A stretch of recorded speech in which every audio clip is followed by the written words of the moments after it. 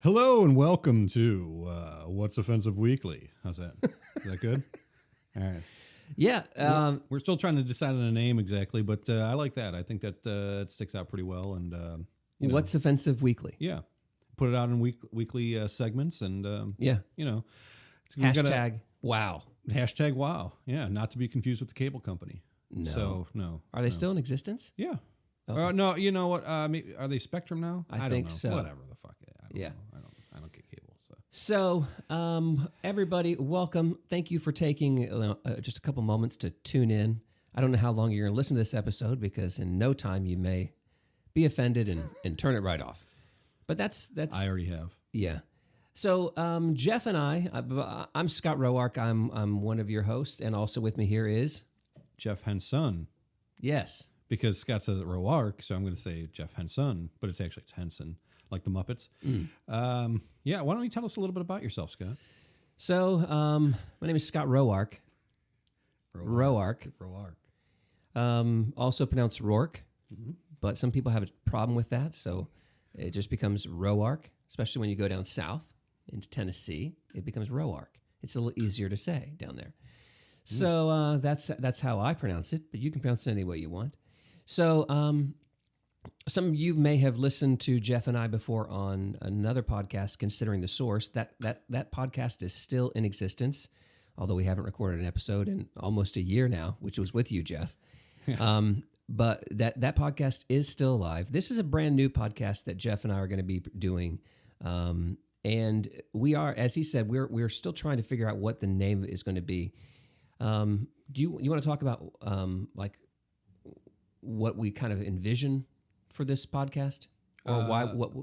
Just talk. Sure, just talk. We envision to offend everyone and everyone equally. All right, so let me go ahead and interject then, because he's wrong. No, he's true. He's true. He's correct. So let me think of what I want to say. Well, first off, we talked about this beforehand. We wanted to talk. Number one, we wanted to say right off the bat, first off, what the definition of offensive is, so that everybody has a baseline for what we're talking about and what's going on and what's, what everybody seems to be offended nowadays by things. And we want to talk about disagreeing versus offending versus annoying, but we also want to talk about the first thing we want to say is what the definition of offensive is, so that everybody knows and everybody's on the same page. Offensive is causing someone to feel deeply hurt, upset, or angry. Or then the second definition is actively aggressive, attacking. So when you think of someone that is offensive, or you think of something that is offensive, what comes to your mind? Personally, I think it's something that just pisses me off really bad. So, I mean, personally. Okay, so let's, because I do think that we need to be able to make this distinction between disagreement, being offensive, and something being annoying. Is it possible that somebody is saying things that you disagree with, and you feel hurt, and does that therefore make it offensive? Well, just by the definition, it makes you feel something that's going to be offensive to you. Yeah. Then this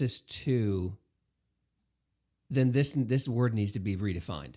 Possibly. I mean, they redefine words all the time anymore. It just everything has a different meaning. Yeah, because what happens is, because people cannot handle disagreement, it hurts their soul. Sure. And therefore, except gingers, they don't have souls. Yeah. Therefore, if you would say something like, I tend to go by the military time. What? I have to go by 12. It just hurt. That's offensive. No, you're being an idiot. Right. I don't know anybody that would be mad about going by military time. True. But the point is, if you disagree with it, yeah. Or am I wrong? Help me understand this, Jeff. Okay. Because hold on, if the definition of offensive is, read it again, because I've already forgotten it. Jesus, come on. Oh, I took a causing someone to feel deeply hurt, upset, or angry. Causing someone to feel deeply hurt, upset, or angry. Yes. Again, that's way too broad now. Right. Because there's so much for people to disagree with. There's so much to upset you. I don't know that word offensive, that definition fits anymore. Now I think I can agree with the second one. Actively aggressive or attacking. Well, that's kind of a military type of thing where, I went on the offensive. I went on, to, you know what I'm saying? Yeah. But we can definitely see that. Sure, I understand what you're saying. Outside of the military context. If you're trying to offend someone, you can be attacking them. Yeah. But I mean, personally, it's hard to get upset. Have your feelings hurt when you don't have any feelings. So it's that's how I kind of look at it. The only thing that really would offend me is if someone is going to like personally make fun of or attack like my wife or my daughter or my mother, my close family. Other than that, not your dad. I said close family, right. But not my dad quite as much as my mom, wife or daughter. But nonetheless, because those are the things I make fun of my dad too. So it's okay. But it's different because. Yeah, it's different with that. And that's personally, if somebody, I have plenty of times, when you're a kid, people are like, your mom is, such a whore that blah, blah, blah, whatever, all those funny jokes and everything. And while I think they're hysterical, I don't take them to heart or anything because they're not actually talking about my mother because they don't know my mother. But, if they did, then that would probably be offensive to me and upset me. But, very few things, offend me like that. When's the last time you were offended by something? I said very few, but there are definitely things that do offend me. It offends me when I see things like people taking advantage of the system, like the government system, and they're milking the system for benefits and that type of thing, and I go to, not too long ago, I went to Save-A-Lot, okay, because I'm a cheap ass, and I go to Save-A-Lot and Aldi's, and I go to Save-A-Lot, and you're frugal. I am frugal, yes, I'm frugal, definitely, and so there was this, I'm one of these. I always try to talk myself out of buying something. My wife goes crazy about it, but I always try to justify it, and I sit there and talk myself out of it, so I don't spend the money. And I'm just frugal like that. I don't want to buy something unless I really need it. Okay. And I think that's a great quality. It's good, but it could be bad. It can go too far. Yes, yeah, it can go too far. Exactly. Yeah, I don't want to buy shampoo. I still have these little shampoos I have from the hotel. Right. I don't want to buy shampoo, so I'm just going to shave my head. And Okay. Yeah. So I go there and I see this cake, and this cake looks fucking awesome. Okay. And I'm like, it's like one of those things. I try to talk. It was like $12, and I'm like, I don't really need a cake, like I'm trying to watch my weight. I'm getting fat. I'm watching my budget. Whatever. It's not like I can't afford it, you know what I mean? But it's just one of those things. Like I try to talk myself out of it because I don't really need it, All right. And, so I'm like, I had it in my hand. I'm like, screw it. I'll just put it back, And so I get up to the register, and the lady in front of me has literally, I'm not kidding, like a mound of, like her cart is mounded. Okay. Yeah. And it is the second of the month, if you know what I'm saying. So, no, what do you just go ahead and say exactly what you think. Okay. That's the beauty of this show. It's going to make me mad, but it means, it's your opinion. That's true. Yeah, you're right. The second of the month means it's the day after the first of the month is when people get their food stamps. Okay, so they're not actual food stamps anymore. They're EBT cards that get recharged or whatever. All right. Now, is it your presumption, or you actually saw her use that card? No, hold on. I'm going on to the fucking story. Man. Great. All right. So she's in front of me, and she has all the crappiest crap you could possibly imagine. Chips and dip and all this, like garbage food and everything, and she has that fucking cake. The cake you wanted. The cake I wanted. It was the only cake. No, it was the only cake. There was more, but so I'm like, all right, well, whatever, fine. She has this, and then I see her whip out the EBT card, and she puts it in there, and I'm like, you know what, son of a fucking bitch, I'm out there busting my ass at my job, paying my taxes, all, just like, normal person and everything. In your mind, you're doing the right thing. I'm doing the right thing. I'm not, milking the system or whatever in any way, shape, or form. And now she gets to enjoy this cake, which I wanted to enjoy. Yep. But I put it down because, first off, I didn't want to get fat. And second off, I just wanted to, I justified it by wanting to watch my money. So that's offensive to me that I'm out there. I basically bought her cake for her. But I bought that cake and I couldn't even eat it. Yeah. That pisses me off. And you made a decision personally. Yes. That when you could have afforded it with your Absolutely. own money. Yes. And you chose not to. Yes. But when it's somebody else's money, it would appear that she's like, yeah, I'm happy to go ahead and spend your money on this delicious cake. Right. That I probably won't even eat all of it. Right. She probably threw half of it away and just like piss on it. Just the government paid for it. So is offensive really the right word to describe your feelings? Well, I felt upset. So, I mean, according to the definition, I guess, This might work out really well for us. So- I mean, think about that. That is such a shitty definition. It is. Like Absolutely. we're like, wow, everything's offensive. Right. Everything has a potential to be offensive. It's like kind of like the definitions are rapidly changing. Yeah. And if you look at the definitions of a lot of things, because I do that a lot because, words are important, Yep. and they mean things. But, like if you look up the definition of racism, Yeah. okay, it says something to the effect of, one race thinks their race is superior to another race. Mm-hmm. Okay. And there's lots of instances of racism, quote unquote, that you could say that aren't racist. It's just people being assholes or, Okay. it's not that this person thinks that they're superior to them, To the entire group. to the entire Maybe group. to that one or two maybe, people. but Those three over there, I'm definitely better than them. absolutely. But what do I call that? Right. Well, I think there's some white people that I'm better than, Correct. I don't know. Hey, whatever. Yeah. So, by the way, if any of you don't know, but Scott and I are just two middle-aged white guys. Of course. Caucasian, middle-aged, middle class, regular guys are just going to try to, tell everybody else what's offensive and what's not and save Yeah. the world. Yeah. So, All right. So we were talking about this thing offensive. So my question, as you were talking, the thought came to my mind, maybe the definition is fine. okay. Maybe the definition is actually fine. Maybe what's the problem is our part of it. The definition again was basically to cause or to feel upset. Yes. Is that right? Causing someone to feel deeply hurt. Okay, upset, so here we right? go. See, causing someone to feel. So in psychology, you always hear about people talking about no one can make you feel anyway. You choose to feel. You've heard this? Yes or no? I haven't heard that, but I have no doubt that it's said. Yeah, I mean, most of the. I'll give you an example. It's a personal example. Okay.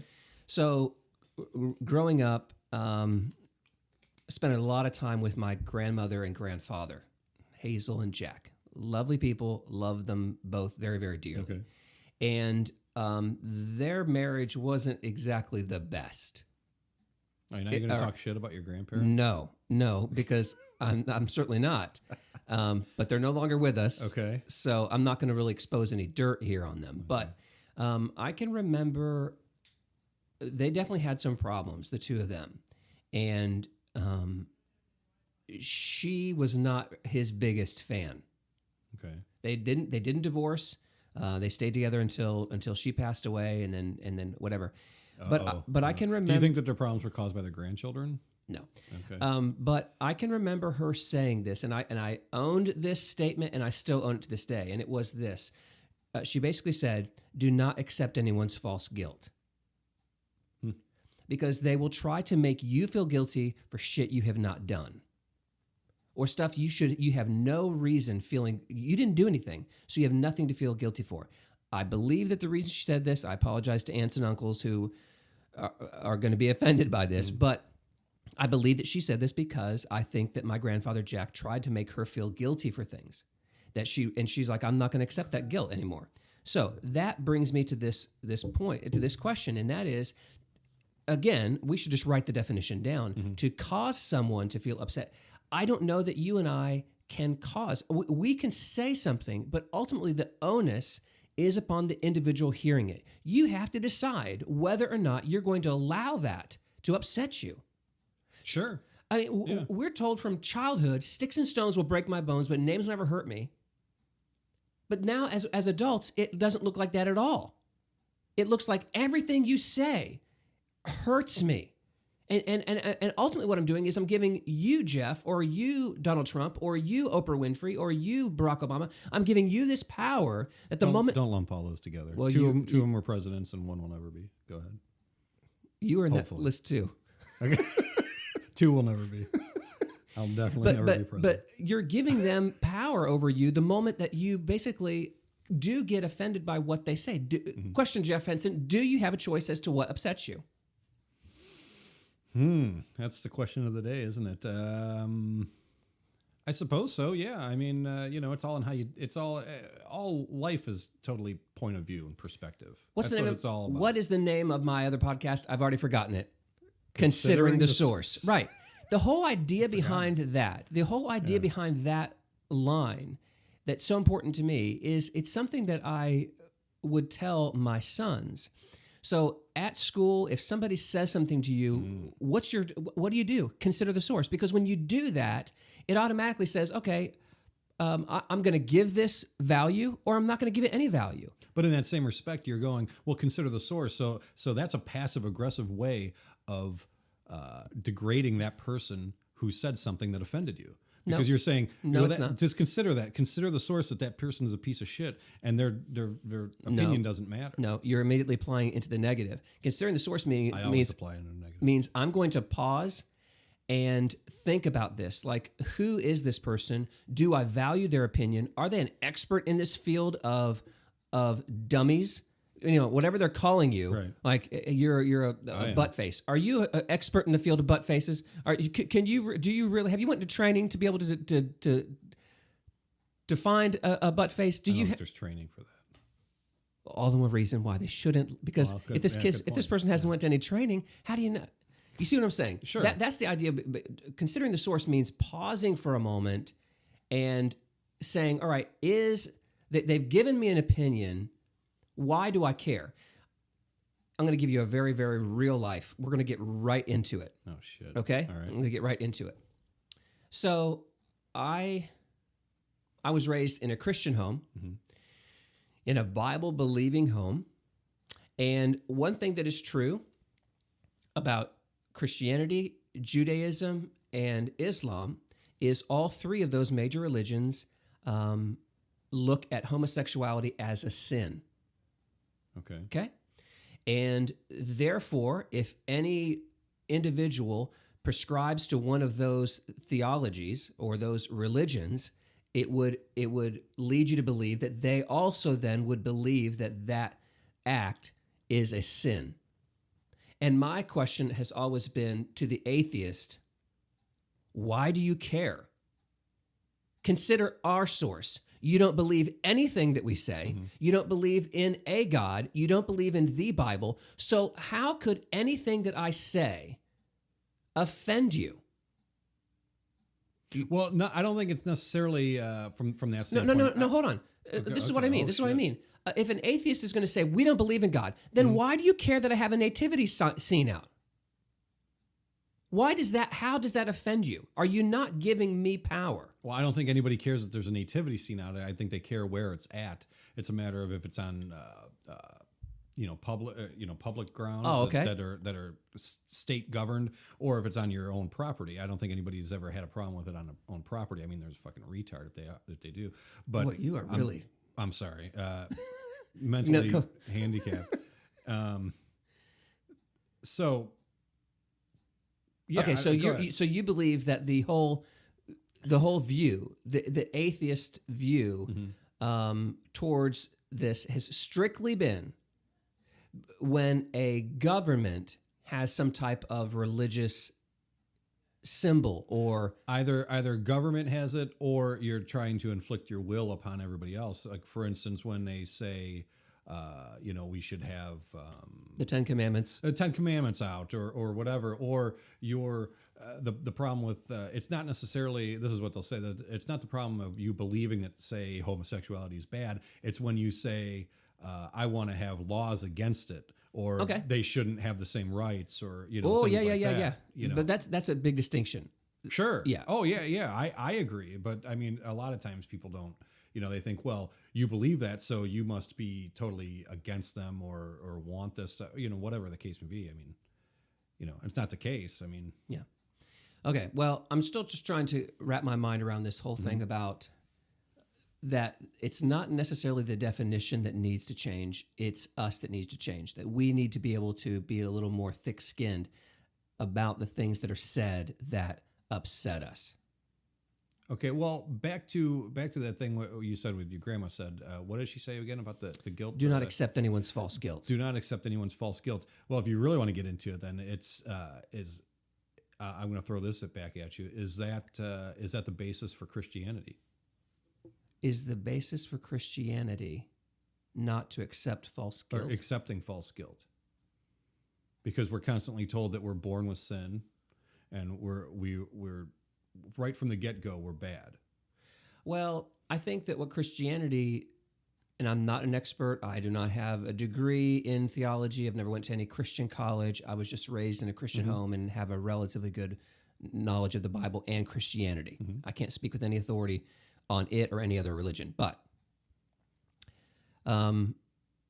is there a group, are there people who that is their Christianity? Yes, there are. Do I believe that that is healthy? No. Do I believe that that was what God intended? No. But I do believe that there is a certain level of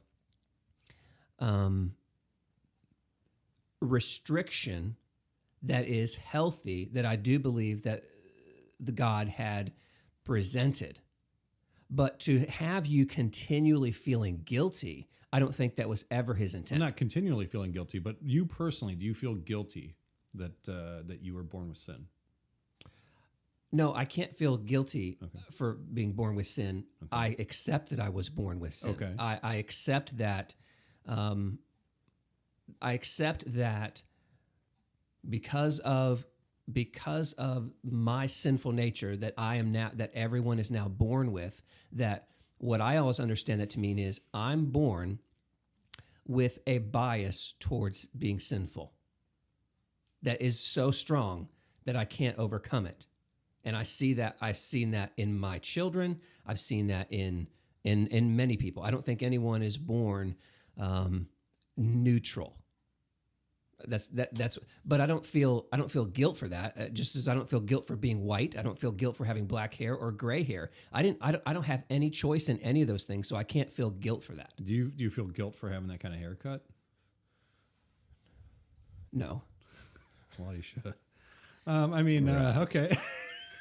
So no, I don't. So I'll acknowledge that there are definitely some. Scott has a Justin Bieber haircut. I do not have a Justin, and I almost went and got a haircut this morning, but I'm going to wait until after this is over, which was hopefully soon.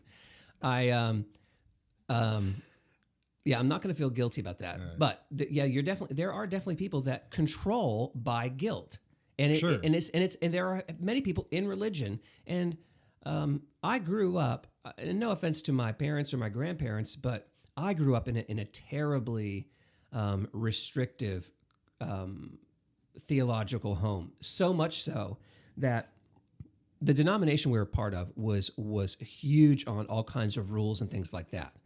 And I'm going to cut you right to it. From Friday night sundown until Saturday night sundown, that is quote unquote the Sabbath, and that's a Judaistic thing. Sure. Okay. Yeah.